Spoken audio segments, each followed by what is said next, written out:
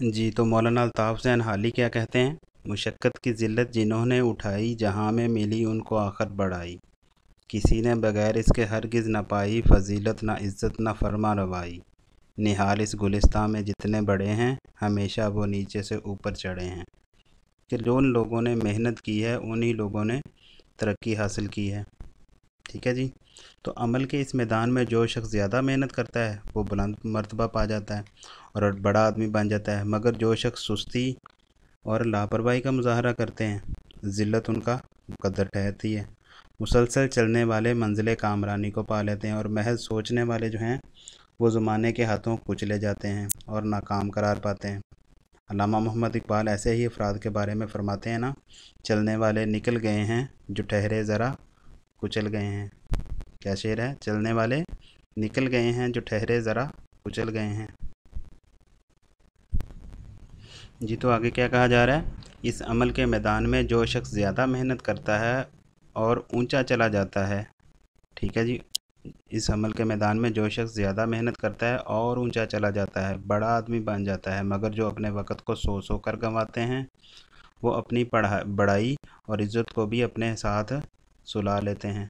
ऐसे ही नकम्मे और आराम तलब मेहनत के औकात राग रंग की महफ़िलों की नज़र कर देते हैं और आखिर भूखों मरते हैं। ऐसी ही आराम तलबियों ने हुकूमतों के नक्शे बदल कर रख दिए।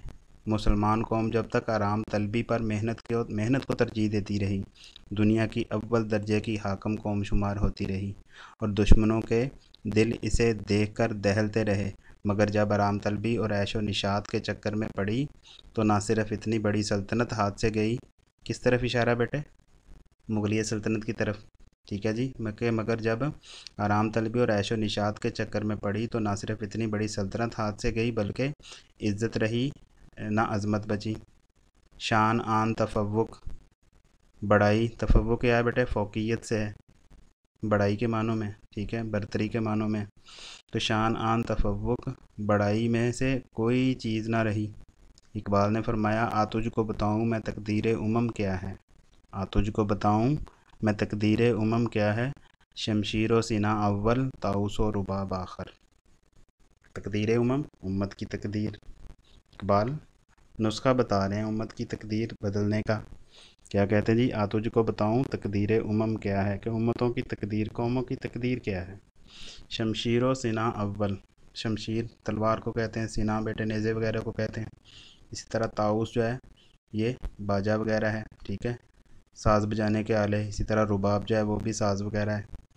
तो कहते हैं जी, ऐशो इशरत, खेल कूद, फजूलियात, लगवियात वो बाद में हैं, वो आखिर में है, लेकिन शमशीर व सना अव्वल, मेहनत पहले है। ठीक है जी। तो आ तुझको बताऊँ मैं तकदीर उमम क्या है। शमशीर व सिना अव्वल, तउसो रुबाब आखिर। तो बेटे, जिस इकबाल ने ये शेर कहा, आ तुझको बताऊँ मैं तकदीर उमम क्या है, शमशीर व सिना अव्वल, तउसो रुबाब आखिर, वो इकबाल खुद क्या थे? नीचे देखिए, आगे लिखा हुआ जी कि इकबाल क्या थे। इस नाम के हज़ारों अफराद होंगे, मगर इकबाल की मेहनत ने उन्हें ज़मीन से उठाया और आसमान पर जा बिठाया। ठीक है जी। इसी इकबाल ने जब कौम को इसी इकबाल ने कौम को न सिर्फ ख्वाब गफलत से बेदार किया, बल्कि उन्हें मेहनत पर भी उभारा और उनके अंदर अमल की क़ुव्वत को तेज़ कर दिया। जिसका नतीजा बेटे क्या निकला? जिसका नतीजा ये निकला कि वही कौम जो सालों से गफलत में डूबी हुई थी, जब मेहनत करने पर आई, तो महज 7 साल के कलील अरसे में अपना अलग वतन हासिल करने में कामयाब हो गई। इकबाल ही ने कहा था ना, अफराद के हाथों में है अक़वाम की तकदीर, हर फ़र्द है मिल्लत के मुक़द्दर का सितारा। आगे बेटे देखिए, आगे क्या कहा जा रहा है जी किताब में। तो क्या कहा है? इकबाल क्या थे? इस नाम के हज़ारों अफराद होंगे, मगर इकबाल की मेहनत ने उन्हें ज़मीन से उठाया और आसमान पर जा बिठाया। कायद-ए-आज़म रहमहुल्लाह भी मेहनत से कायद-ए-आज़म बने। ठीक है जी। इनका नाम तो कायद-ए-आज़म नहीं था, नाम तो मोहम्मद अली जिन्ना है। ठीक है, लेकिन इनको कायद-ए-आज़म, सबसे बड़े कायद, ये खिताब जो मिला, ये लक़ब जो मिला, किन की तरफ से मिला? कौम की तरफ से मिला, इनकी मेहनत की वजह से मिला। ठीक है जी। तो कायद-ए-आज़म भी मेहनत से कायद-ए-आज़म बने हैं और अपनी दिन रात की मेहनत से दुनिया का नक्शा बदल कर रख दिया। एक कौम कहने वाले हिंदू और इसके मुशीर ख़ास अंग्रेज़ को आखिरकार दो कौमी नज़रिया मानना ही पड़ा, और अल्लामा इकबाल के तख़य्युल, कायद-ए-इज़्म की मेहनत और तदब्बुर से पाकिस्तान की शक्ल में एक मुल्क दुनिया के नक्शे पर ज़ुहूर पज़ीर हुआ। इसी तरह बहुत सी बेटे शख्सियात हैं जिन्होंने मेहनत की बदौलत अपना लोहा मनवाया। मरूफ शायर हैं एहसान दानिश, आपके सिलेबस में नज़म नात जो है वो शामिल है। तो एहसान दानिश के मुतल्लक़ आप लोगों ने पढ़ा है कि एहसान दानिश की जो सारी की सारी ज़िंदगी थी वो भी मेहनत से इबारत थी। कौन सा काम इन्होंने कि नहीं किया, मेहनत मजदूरी करते रहे, चौकीदारी करते रहे, ईंटें ढोते रहे, मामारी करते रहे। ठीक है जी। तो एक वक्त में कहते हैं जी पंजाब यूनिवर्सिटी में एक राहट पर मज़दूर की हैसियत से काम करते दिखाई देते हैं। फिर एक वक्त ऐसा भी आता है कि वो इसी यूनिवर्सिटी में मुम्तहन के फ़राइज़ सर अंजाम देते हैं। ये सब क्या है? ये मेहनत का एजाज़ है कि एक शख्स जो है इस कदर वक़ार और इज़्ज़त अता हुई कि किसी को एहसान दानिश ने कि किसी को एहसान दानिश के लिए ये कहना पड़ा, क्या कहना पड़ा कि अब तो आपको मर जाना चाहिए कि इतनी तरक्की करते हुए किसी और शख्स को नहीं देखा गया। और अल्लाह ताला से आप क्या चाहते हैं? ठीक है जी। तो अक़वाम आलम की तारीख़ पर नज़र दौड़ाएं तो हमें यह हकीकत नज़र आती है कि वही कौमें और वही लोग मुअज़्ज़ज़ और कामरान और कामयाब करार पाते हैं जो मेहनत से अपना दामन जोड़ लेते हैं। ठीक है जी। इस तरह डॉक्टर कदीर ख़ान, डॉक्टर अब्दुल कदीर जो पाकिस्तान के बहुत बड़े मोहसिन हैं। ठीक है जी। उनकी ज़िंदगी को देखें, उन्होंने भी अपनी मेहनत ही की बदौलत पाकिस्तान को एटमी मुल्क बना दिया। ठीक है जी। आज पाकिस्तान आलम इस्लाम के लिए एक काबिल फ़ख्र मुल्क बन चुका है। तो डॉक्टर कदीर ख़ान ने ये कारनामा अंजाम दिया। लेकिन खैर अहले पाकिस्तान ने डॉक्टर साहब को इस मेहनत का क्या समर दिया, ये एक अलग मौजू है। आगे ये किताब की तरफ। किताब कहती है जी कि मदरसे के उस्ताद मेहनत के बगैर मास्टर नहीं बने। बच्चे थे, पढ़ते थे, मेहनत से अपने असबाक याद करते थे, अपने उस्तादों की झिड़कियाँ सहते थे।